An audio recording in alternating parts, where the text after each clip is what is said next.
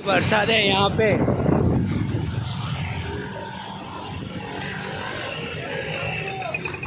TV 9 Gujarati 9 को हम देखने वाले हैं।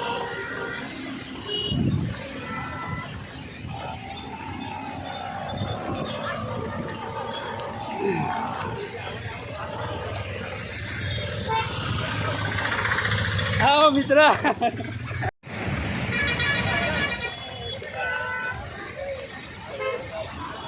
वो पानी भराई गયું ને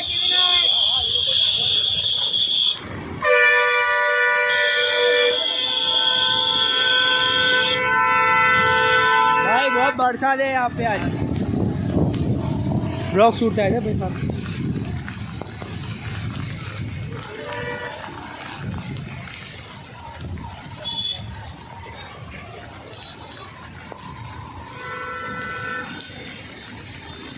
જોઈ શકો છો તમે ત્યાં બહુ પાણી ભરાઈ ગયું છે એટલે બસો રોકાઈ ગઈ છે બધી આગળની ટ્રાફિક જામ થઈ ગયું છે એરિયા માટે વરસાદે જૂઠું પડી ગયું છે।